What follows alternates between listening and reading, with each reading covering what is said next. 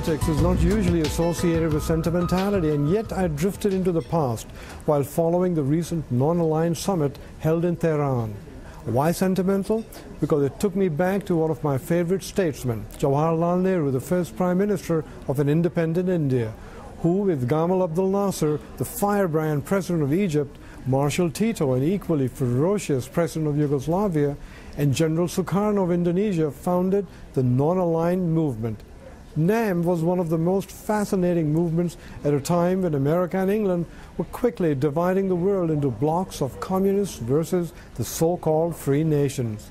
NAM brought together scores of nations from Asia, Africa, and the Middle East, and even Eastern Europe, and created a group for which coexistence meant more than fighting the boogeyman of communism or capitalism.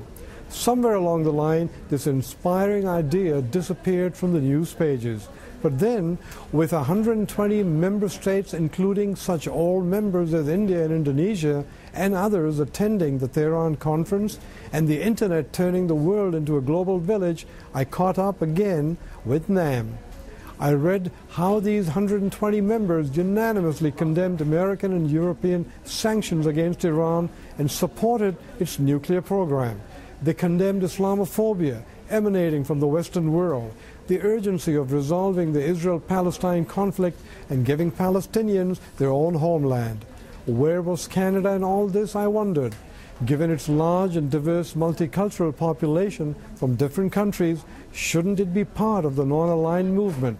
Instead, Canada has broken off diplomatic relations with Iran over unproved allegations and will continue hanging out with the white boys of NATO to bomb Iraq and Libya, killing the relatives of these new Canadians. Think about it. I'm Zuhair Kashmeri.